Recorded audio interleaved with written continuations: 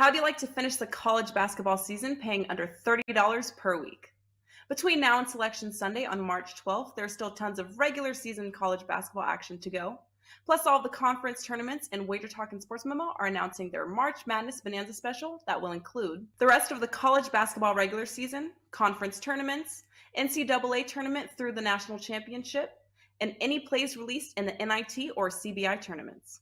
That's right, from Monday, February 27th through Monday, April 3rd, there are 5 full weeks of hoops action, which breaks down to under $30 per week. Sign up for this promotion now on your favorite handicapper's homepage and get the rest of the college basketball season through the national championship in Houston on Monday, April 3rd, plus all non-March Madness tourneys, including the NIT and CBI, all for only $149. That's under $5 a day for one of the best betting experiences in sports. Some call March Madness the most exciting time in sports betting, so act fast as the March Madness Bonanza special is only available for a limited time.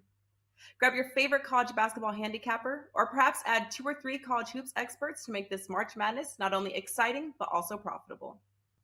No coupon is needed, just head to the homepage of the handicapper of choice and lock the $149 price in now. As the earlier you sign up, the more days you receive.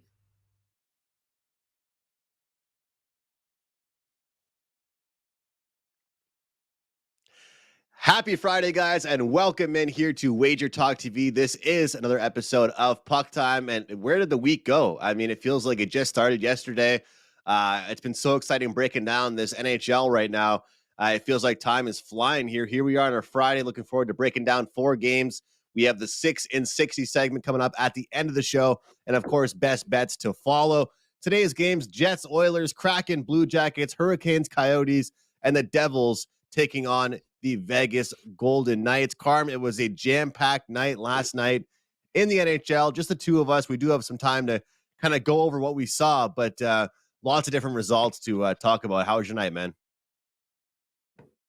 Yeah, that was a pretty good night of NHL. Just a 3-2 night for me. A small profitable night. I wish it could have been better. A couple of soccer winners that continues to roll along, but some of I was looking at, like, I always look at my notes in the morning from the previous day's show. I'm like, I lean to the Bruins over in that game, and it finishes 7-1. There were 6 goals in the third period. If you had the under in that game, man, I feel sorry for you. That was a brutal loss on that one. Matthews continues to roll. I was on last call yesterday at 6 o'clock with Megan Payton, and I talked about the Austin Matthews over 3.5 being a very good play, and 8 shots on net for him, even in a 2-1 game. So that one hit. And man, that Minnesota under ATM, it just continues to pay off. It should almost be an auto bet. I mentioned it before. Their last 15 games, they're 13-1-1 to the under. It's just unbelievable. You just set it and forget it. You take it, you don't watch the game. No one likes to watch games where they have the under. You're literally cheering for people not to do anything. You bet the under, you watch something completely different, and every half hour or so you check the score. That's the only way to do it. But yesterday's prop, Jason Robertson gets there again. 2 days in a row I played that Robertson prop, and it gets there. Man, it could be 4-0 on the show, best bets with these props. If Sam Reinhart knew he was supposed to hit the net on a breakaway, that was the only loss but I have another player's prop today that I like, and let's see if we can go 4-1 on the week. I do as well. I'm joining the player prop game with you here this week or today on the best bet segment. So 2 props for the best bet segment, but all kinds of stuff to roll through. And just real quick, I did lose my best bet on the show. However, my best bet with clients was the over Senators and Rangers. And I wanted to bring that game up because that game, of course, the Senators are just doing everything they can right now to search for a playoff spot. But not just that, guys. As far as actionable info, be aware right now of this Rangers team, how much they change. Now they've got all these talented guys. I feel like right now they've got a lot of leaders and not enough followers. And why do I say that? Well, I really feel like there's a problem with this team with their forwards being smart defensively. I think it's a stacked team. I'm hopping on this Rangers bandwagon, Carm, but I don't know how how well they're going to perform defensively if the forwards don't back check. 5-3 Senators cashing that plus money ticket, 2 goals to start the third period off for them. And that's got to be a concern there for the Rangers when you've got a bunch of superstars now, like Kane, like Panarin, like Zibanejad, that now have to worry about playing defense as well. And, as far as that Florida and regulation play, probably karma for all the smack talk I give towards the Panthers for them to only put 1 goal up for me. But that was crazy.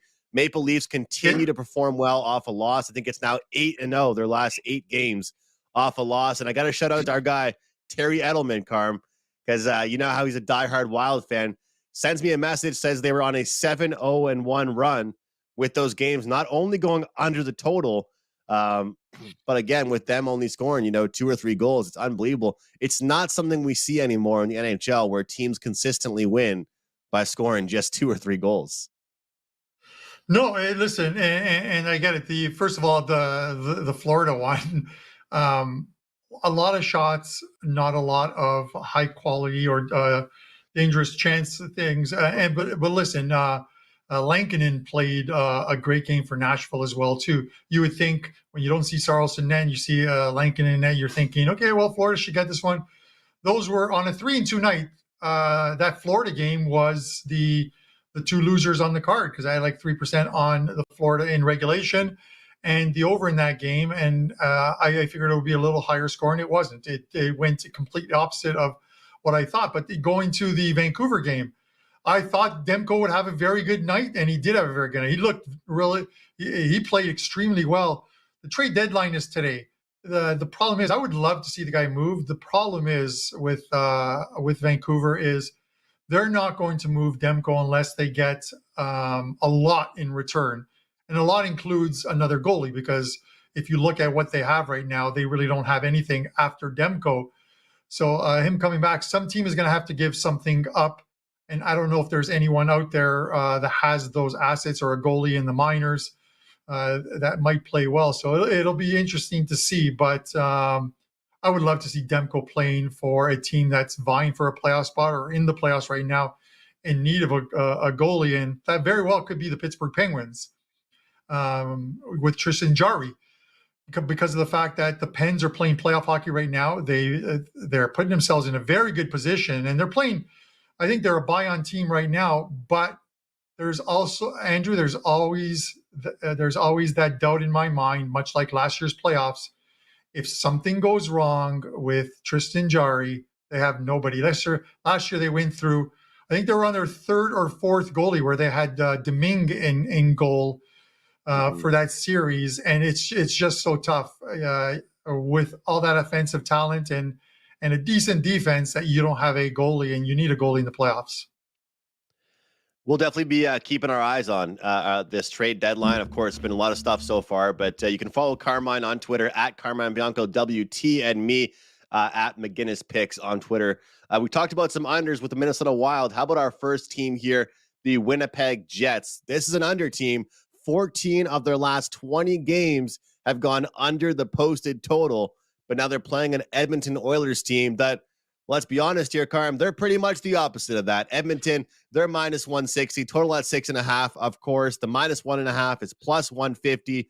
2 teams highly talked about in the Western Conference. Should be a good matchup here. We have this Winnipeg team that have lost 5 of their last 6 games. Edmonton off that massive win against the Toronto Maple Leafs. And I'll put it very simply, I do not believe in this Winnipeg Jets team if they cannot score goals. I don't think they can do what the Minnesota Wild are doing right now. I really don't, Carm. A lot of the unders lately from them have come in losses as well, so I got to go towards the over here. I think Winnipeg's going to wake up. I don't think they can hold off the Edmonton Oilers and kind of contain the core group they have. Sometimes if you can't beat them, join them. And I think the Winnipeg has to score at least 3 or 4 tonight to win this game. So 6.5s aren't really too intimidating for me when I look at a score line when I see this Edmonton Oilers team. I want to take a lean to the Winnipeg side, and that's kind of where I looked at overnight. But then I realized I got to see it before I can believe it. I don't want to bet on this Winnipeg team until they snap out of their streak here. So I'll lean towards the over. What do you have for us? Yeah, this is the first of a back-to-back. These two will play tomorrow night as well. I almost would rather preview tomorrow's and say I'm going to take whoever loses tonight's game. I've been wrong about Winnipeg pretty much the whole season.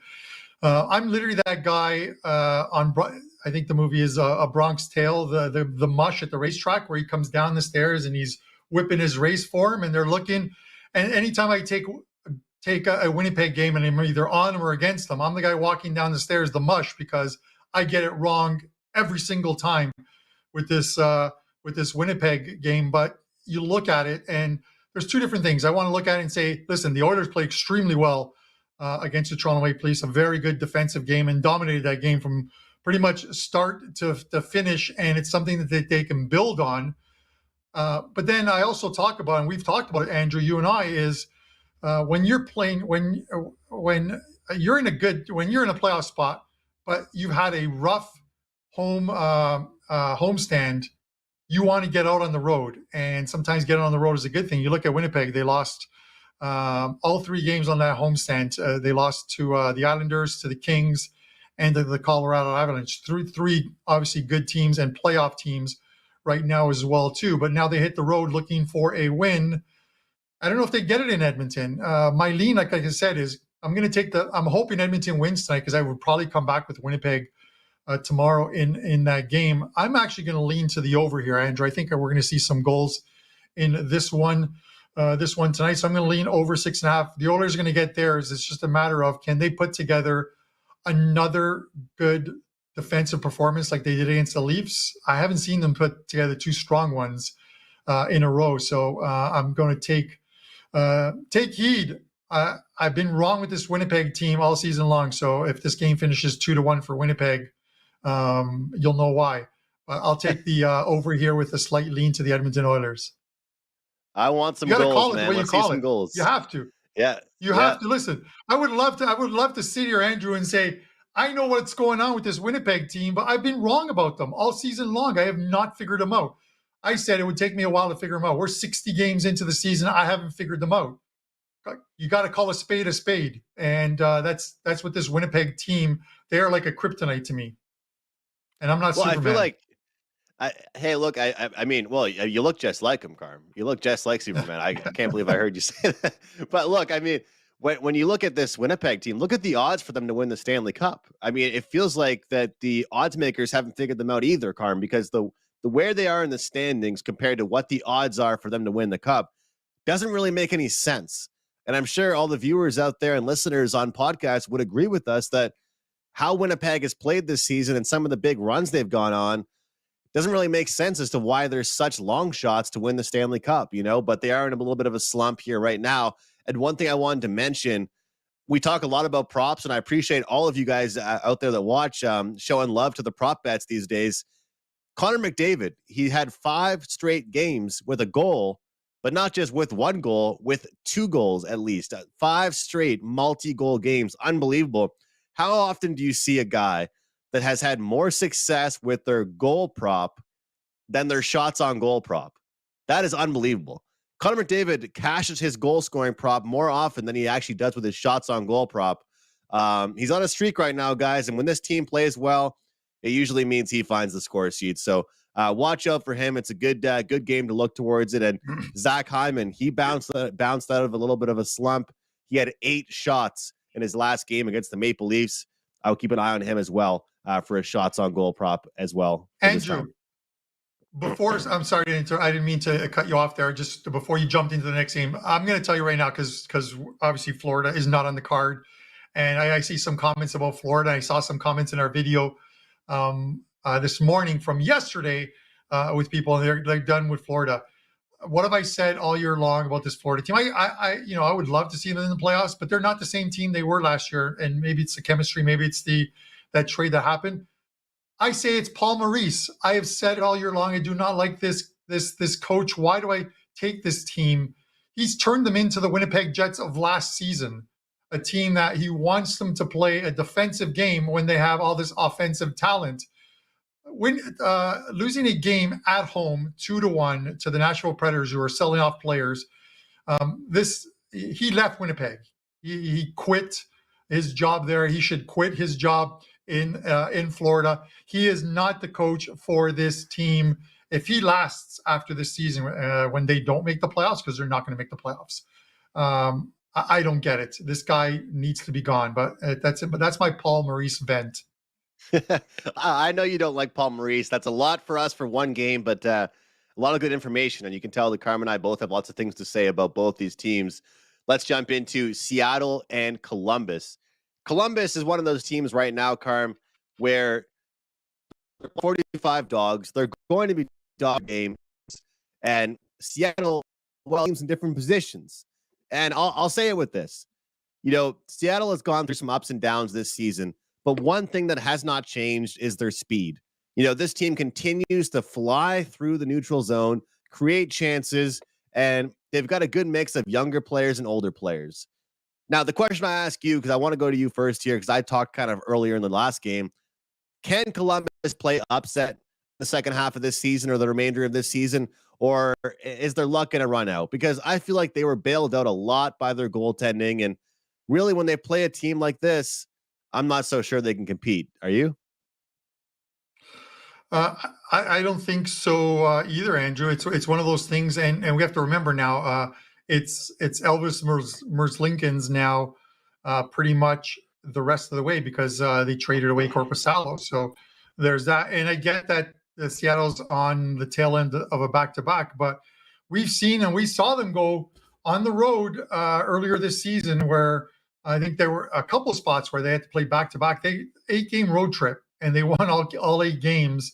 And this is a team vying for a playoff spot. When you're this far into the season and you're in a playoff spot and you're winning games, Andrew, that energy in the dressing room and on the ice is a good one. If they jump out to an early lead here, and I would look for them, I would probably even take the handicap in the first period. I'd have to look it up on our live lines to see what that first period handicap is. I would lean to Seattle as far as that goes, because this is a team that is going to score goals. And if Columbus, while they play well at home, a lot of their games at home had Korpisalo in goal, and he was playing well. But with him, and it hasn't been a good year for Merzlikins. I don't mind the Seattle's on a back-to-back. I think they go in there. I think they get the win, and they likely get it in regulation time. You can lay the money on them. I don't think laying $1.65 on this. I'm just trying to click to see if I could get the price on $1.65 on this team right now. I would pay it with the Seattle team. I like the way Seattle's playing right now. It's supposed to be Grubauer in goal for this team, and I apologize because I'm trying to find that first period handicap. Andrew, if you can snag it for me, the first period handicap, I would take it. -0.5 plus 150 Seattle first period. I like that. I like that play. I say they get out there early, they get the early lead, and then they probably win this one going away. Seattle for me, -0.5 plus 150 first period. I'm going to turn a -170 team into a plus 150 bet. You know, Carm, when you look at those first period wagers, it is awesome how you can get a really good price. Like you said, turning that 170 into a plus 150. And, you know, with this Seattle team, I've actually noticed that they're not really a combined team. A lot of the games they win are games that they've been winning the entire time. So I feel like that's a really great bet to make. And I wanted to point something out as far as these Columbus Blue Jacket players here. Patrick Laine, looking at over 2.5 shots on goal for him tonight. This is a guy that, you know, we're seeing Boone getting, you know, super juiced up with his props. It's 2.5, but like -170, 175 now. This is a Seattle Kraken defense that actually ranks 4th in the league on shots allowed. And you know it just as well as I know, Carm, a lot of times when we bet these shots on goal props, we're betting these with the hopes to look towards a team that is, you know, bottom 5, bottom 10 in this category, not top 5. But the way I look at it sometimes with these bad teams, just like I've talked with you about Troy Terry and Trevor Zegras, somebody still has to shoot for these guys. Somebody still has to get shots for the Blue Jackets. They could lose this game 5-1, but somebody has to do the shooting. So I do recommend people looking at some of these Columbus Blue Jacket players, and you know I'll be trying to make some money off these top guys for bad teams. I know it sounds weird. People love betting the props, but you look at some teams like the Leafs or the Rangers or the Oilers. There's so many guys out there that not every hand can be fed, right? Not every mouth can be fed. But you look at certain teams like Columbus, they only have like 3 or 4 guys that are even capable of scoring goals, it seems like. So I almost feel like sometimes these bad teams, you have better opportunities to make money with the worst players, worst teams than you do with those good teams. So just wanted to mention that. Carm, I mean, look at the Rangers, right? They've got like 6 all-stars on their team. Not every guy can cash in on their shots on goal prop every single night. Yeah, the funny thing about the Rangers, when you were talking at the top of the show, you're talking about the top of the show about all these stars and making them learn how to play defense. I remember, and I think it was the Rangers of like the 80s. I can't remember if it was the 80s or the 90s.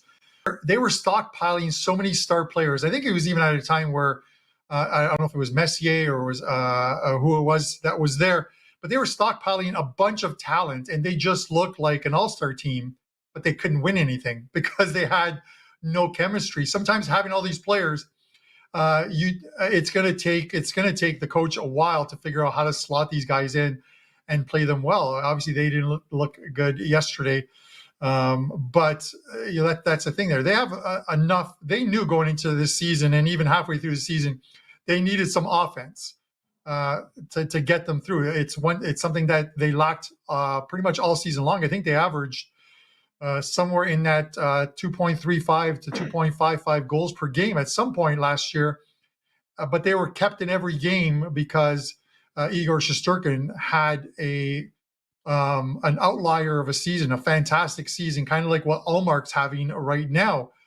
But he's not having that season this year, so they need to score some goals. So they went out and got that talent, but they've got to find a way of getting it on both ends, playing well defensively, getting the goaltending, and some chemistry up front with those players, Andrew.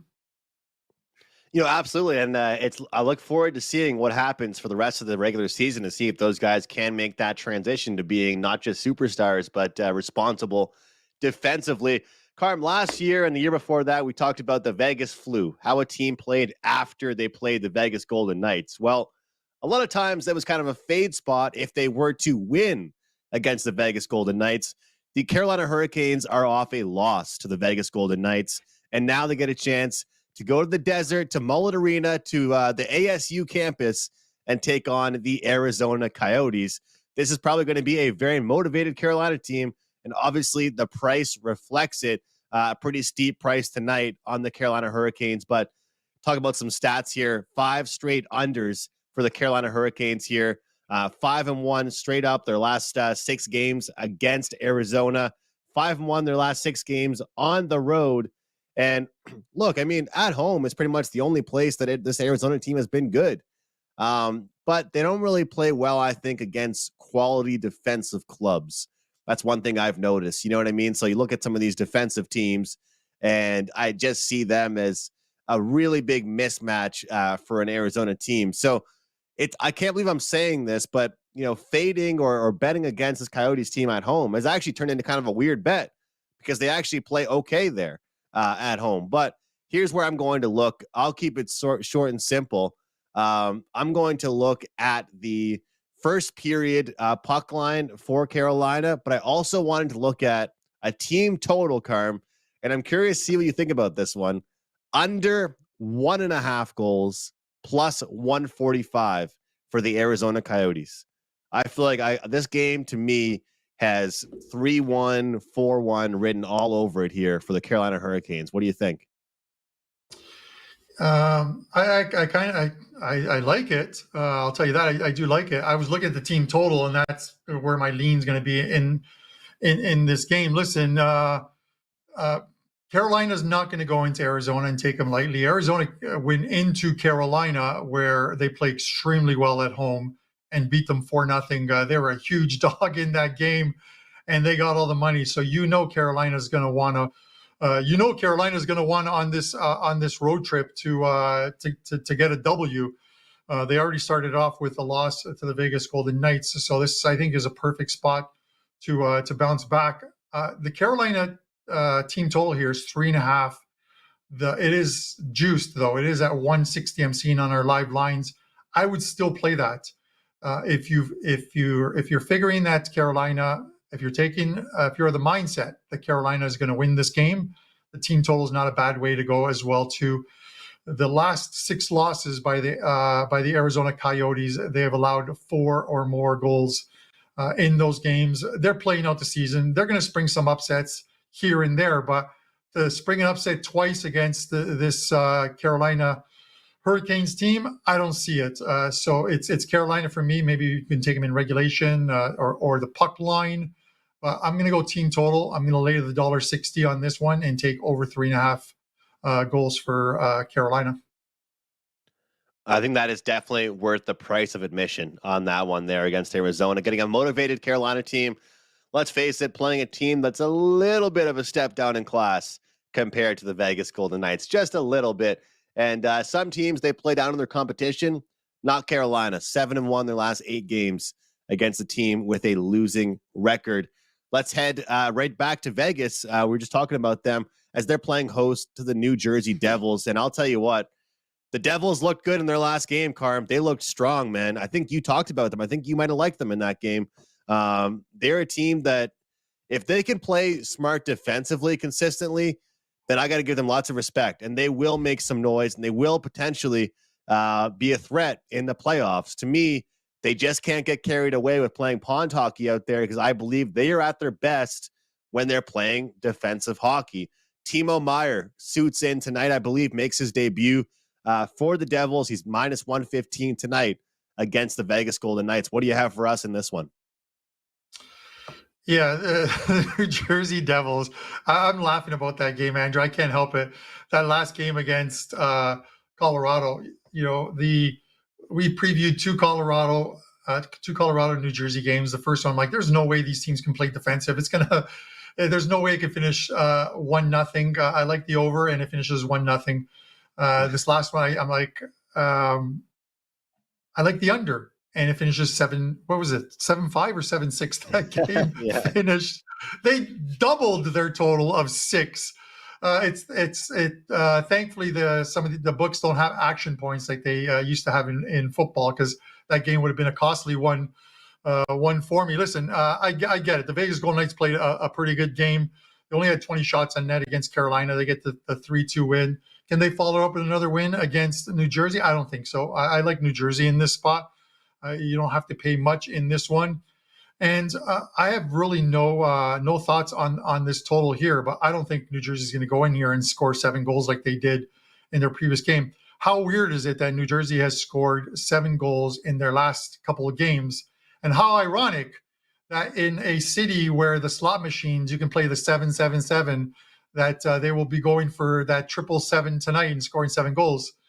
You might want to take that exact goals by the New Jersey Devils 7 tonight and see if they can do 3 7s in a row and hit the jackpot in Vegas. I don't see it happening though. I like New Jersey in this one. I'm going to go in the way of shop props, which I'll have up for you during our show best bet segment. Great stuff there, Carmen. A reminder for everybody at home, it's the last day for the PT100 promo code. We thought it was going to be over a couple of days ago, but it was extended until the end of this week. That's PT100. If you want to join us on all of our favorite plays each and every day, we love doing this show, of course. We try our best to give out winners on this show, but all of our best bets, top plays of the day, you can get at Wager Talk, $100 off using that promo code PT100. This matchup to me, I'm going to look towards the over 6 here. I don't think Vegas can contain the New Jersey Devils. And as much as I said that I've appreciated and respected the defensive ability we've seen from the Devils, I think when these two teams clash, we will see goals. And just the lineups that both these teams have out there right now, lots of firepower, lots of great power plays. And I think that we kind of see an under streak get snapped for the Vegas Golden Knights. So it should be a good one, guys. There's lots of great action tonight on the board. And we hope we were able to give you guys some actionable info and some bets that you guys can make some money on. And speaking of which, before the best bet segment, Carm has a look ahead to tomorrow's action in the NHL with the 6 in 60 segment. Over to you, Carm. All right. So here is one thing I can guarantee before we get this started is that I cannot do any worse than I did last week on the 6 and 60. I can't go 0 and 7. So with that said, and here's another thing: if I go 4 and 2 or better on the 6 and 60, I'm going to come back, rewatch this video, and pick 3 names out of our comment section that commented during today's show, and I will get you some Puck Time t-shirts. So let's go 4 and 2 or better. Dan, whenever you're ready, hit that clock. All right, Tampa Bay and Buffalo, rapid revenge spot for Tampa Bay, who's in need of a win and lost to the Sabres in OT. We're going to take Tampa Bay here on the money line. Pittsburgh and Florida. The Pens are playing playoff hockey right now, and it's paying off with a lot of wins. I'm done with Florida. Let's take Pittsburgh Penguins in this one. Columbus and Ottawa. This is the second of a back-to-back for Columbus, and Ottawa's making a playoff push. We're going to take Ottawa in regulation time. Toronto and Vancouver. Leafs are 1-1 on this road trip. They haven't really started scoring yet, but this is a perfect spot for them in Vancouver and that shady and defensively poor team that they have. Let's take the over 6.5. Minnesota and Calgary. The Wild under ATM continues to cash 13 1-1 last 15. Let's take the under 5.5 or 6, whatever it's at. And then St. Louis and Los Angeles. Kings 7-2-1 their last 10. They're off a win Thursday, and they continue to push for that number 1 seed in the Pacific. Let's take the Kings regulation here. That's your 6 and 60. Great stuff there, Carm. 6 picks, 60 seconds, and those are for Saturday's slate. Guys, if you are interested in some of those plays, make sure you shop around. Use the Wager Talk live odds page. Get the best number you possibly can, and bet these overnight. Bet these the day before. And if you have the information available, and we already know the goaltenders, we already know the players out there now, especially after trade deadline, definitely do recommend you guys take a look at those and get involved as early as you possibly can. I'll give Carm a second to kind of catch his breath here. I'll start things off with my best bet. Before I do so, one top play for clients in the NHL, 1.4% going up here for tonight. You can grab that, of course, at Wager Talk. And I have a package for the MMA, UFC tomorrow, UFC 285. It's going to be a huge card. I also have an article on the main event on the Wager Talk news page you guys can check out as well. But my best bet for today's show is Brent Burns to record a point. I mean, first of all, look, Brent Burns, he plays for Carolina. They're going up against Arizona. They're in bounce back mode, okay? This is a tough performance that Carolina had against Vegas. Arizona ranks 25th in the league in goals allowed, 31st in the league in power play goals allowed. And in 8 of his last 10 games, we have seen Brent Burns, the defenseman for Carolina, record a point. I expect him to do so tonight at minus 145, Carm. I'm willing to do it here with Brent Burns. What do you have for us today for your best bet? Yeah, before I get into the my best bet segment, I got you tweeted. I think you retweeted something, and I thought it was funny because I was thinking while you were talking, I'm going to take the 6 and 60 games, and I'm going to play it. I'm going to literally take a 6-team parlay, and I'll tweet out that I did it with a screenshot of the ticket, and we'll see if we can go 6-0. And it reminded me of something you retweeted, which was the Arizona goalie, Connor Ingram. I think he said, listen, don't send me DMs if you luck because you lost your 17-team parlay and you're looking for money from me. And I'm thinking to myself, who plays a 17-team parlay? But people love it. They just love the action in the parlays. The statistical odds of hitting a 17-team parlay are it's got to be, you have a better chance of getting hit by lightning, but it happens. Well, and they're a lot worse when Arizona's pretty funny. And they're a lot. The chances are a lot worse when you're picking Arizona too. Yeah, I thought it was hilarious that people actually DM players or send players these messages that they lost like these huge parlays on one game or what have you. I'm sorry if you won 16 of 17. There's a cash out feature. You might want to take that one, or at least hedge it out. Anyways, with that said, let's have a look at our best bet segment. 3 and 1 so far this week. Sam Reinhart, man, I'm not going to send you a DM on missing that one. But with that said, this is a client play as well too that you guys are getting this shot prop. I am going to take Jack Hughes over 3.5 shots on goal tonight, minus 135. He's hit in 8 of his last 10, including in those 10 games was a game against the Vegas Golden Knights where he had 4. And if you want to go further back, a 25-game sampling, he has gone over 3.5 in 19 of 25. It's 19-6. Unbelievable run for Jack Hughes. Big part of that offense. I'm going to take over 3.5 shots on goal for Jack Hughes. 5 plays up. You got one of them right now. At Wager Talk in NHL, a couple of soccer plays. Big weekend ahead, guys. Let's make some money. Great stuff, Carmen. Again, congratulations on that great run you've been on this season in the NHL. Follow us on Twitter, guys. Carmine over at Carmine Bianco WT. I'm at McGinnis Picks. Get all of our tweets, all of our live plays, free plays, and of course, we'll let you know about any client plays that we do post to our pages. So, lots of fun today. The chat box is bumping right now. We appreciate all of you guys that tune in live, and of course, after the show is recorded. Shout out to our producer, Dan Alexander, always here with us. Always fun having Dan producing this show. And Carmine, great working with you as always. All of you guys, wishing you a great weekend. We'll see you on Monday. How do you like to finish the college basketball season paying under $30 per week? Between now and Selection Sunday on March 12th, there's still tons of regular season college basketball action to go. Plus, all of the conference tournaments and Wager Talk and Sports Memo are announcing their March Madness Bonanza special that will include the rest of the college basketball regular season, conference tournaments, NCAA tournament through the national championship, and any plays released in the NIT or CBI tournaments. That's right, from Monday, February 27th through Monday, April 3rd, there are 5 full weeks of hoops action, which breaks down to under $30 per week. Sign up for this promotion now on your favorite handicapper's homepage and get the rest of the college basketball season through the national championship in Houston on Monday, April 3rd, plus all non-March Madness tourneys, including the NIT and CBI, all for only $149. That's under $5 a day for one of the best betting experiences in sports. Some call March Madness the most exciting time in sports betting, so act fast as the March Madness Bonanza special is only available for a limited time. Grab your favorite college basketball handicapper, or perhaps add 2 or 3 college hoops experts to make this March Madness not only exciting, but also profitable.